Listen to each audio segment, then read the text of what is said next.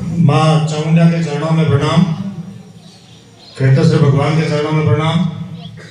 आज इस माँ चामुंडा के पवित्र प्रांगण में चामुंडा माता जी की मंदिर और राजपूत समाज द्वारा प्रतिभा सम्मान समारोह में विराजे हुए माँ मंडलेश्वर 1008 श्रीमान निर्मलदास जी बाबा जी और अतिथि के रूप में प्रेम सिंह जी साहब और भरत सिंह जी साहब, उनको थोड़ा काम था पधार के, डॉक्टर उमेश सिंह जी, और मैं तो आम सिंह जी को कहूँगा कि छात्रावास अध्यक्ष के रूप में या तो बाड़मेर में कमल सिंह जी ने छाप छोड़ी थी या आम सिंह जी छोड़ रहे हैं। आम सिंह जी इंद्रणा और राजपूत समाज के सभी वृद्धजन और युवा साथियों,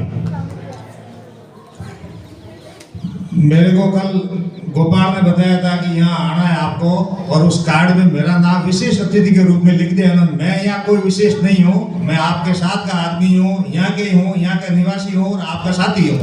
विशेष के स्थान गुरु महाराज जहाँ विराजे होते हैं वहाँ विशेष के स्थान गुरु महाराज का ही होता है। अपन तो साधारण आदमी है, आपके साथी हूँ एक में।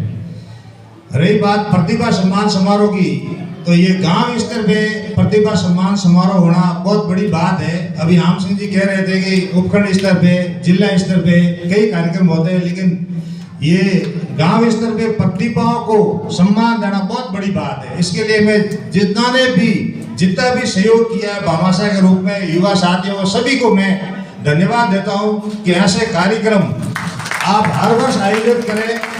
सहयोग की जरूरत जैसी भी बन पड़ेगी ऐसी मैं आपके साथ करने के लिए तैयार हूं। बाकी एक खुशी की बात और है कि अभी भरत सिंह जी साहब और पधार के जितने भी सम्मान ले रहे थे ना, वो विद्यार्थी 90% मेरे चले हैं बाप जी, मेरे स्कूल से ही निकले हुए हैं 90%, और शायद अभी नाम आगे आएंगे उनमें से भी वही होंगे। मैंने एक शिक्षा जगत में ठीक काम करने का प्रयास किया है। वैसे मैं भी एक साधारण परिवार से हूँ।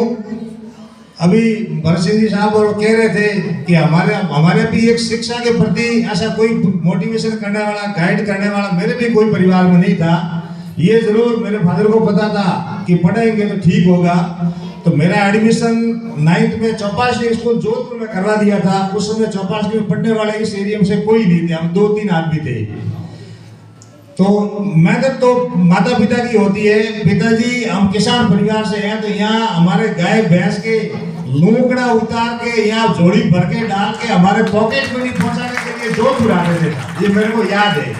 हालांकि हम पढ़ाई में ठीक ठाक थे, तैयारी तो हमने भी ठीक ढंग से की थी, लेकिन एक दूसरा रिंग हमारे यहाँ से लग गया तो हमने उस लाइन को छोड़ दिया। लेकिन धीरे धीरे करते फिर हमने लाइन पकड़ी और अब ठीक जाके काम अपना हो गया है। लेकिन वो लाइन एक बार जब छूट जाती है शिक्षा की, तो फिर उस लाइन को पकड़ जाना बहुत मुश्किल काम होता है। मैं सभी युवा साथियों को कहना चाहूंगा कि शिक्षा ही सब कुछ है, शिक्षा के बिना कुछ नहीं है।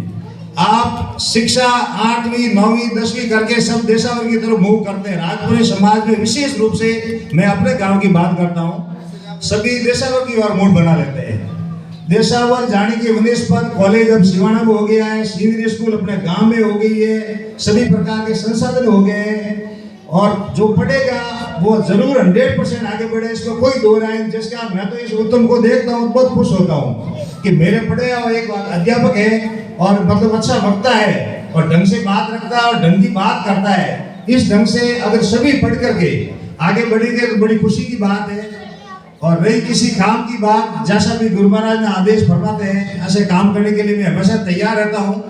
और मेरे ऊपर तो बाप जी का विशेष आशीर्वाद है। कई लोग पूछते हैं कि तेरे बाप जी का ऐसा क्या है कुछ नहीं, बस आशीर्वाद है मेरे ऊपर बाप जी का। और आप जो भी आदेश देंगे उसकी पालना करेंगे, और शिक्षा के प्रति समर्पित भाव से मैंने काम करने का प्रयास किया है जितना भी हो सके। एक मात्र झोंपे में बाप जी स्कूल शुरू की थी मैंने, एक झोंपे में, और 13 विद्यार्थी थे मेरे स्कूल में। आज मेरे साथ तो उद्धव जी मान साहब ये सब लगे हुए हैं। हालांकि मैं 15 साल से दूसरे लिंग में चला गया, लेकिन स्कूल के प्रति मेरा हमेशा प्रेम रहता है। उस स्कूल को जितना मैं बढ़ा सकता ढंग से ऐसी बढ़ाई है, और आज भी ब्लॉक में अच्छी स्कूल में उसका नाम है। और सीनियर स्कूल को भी मैंने सुधारने का पूरा प्रयास किया है। स्टाफ पहले नहीं था तो उस स्टाफ को लगाया, उसका भी फायदा अपने युवाओं को हुआ है। और अब भवन लगभग नया तैयार हो गया है, इसको जल्दी वहाँ शिफ्ट कर लेंगे और एक अच्छी स्कूल स्थापित करने का मैं प्रयास करूंगा। और आज यहाँ बुला के, हालांकि मान सम्मान का मेरे को तो कोई जरूरत नहीं, मैं आपके परिवार का सदस्य हूँ, लेकिन मान सम्मान दिया इसके लिए आपका मैं आभारी हूँ, धन्यवाद हूँ। और आपके श्री चरणों में प्रणाम करता हुआ मैं मेरी वाणी को विराम करता हूँ। जय हिंद, चामुंडा माता की जय।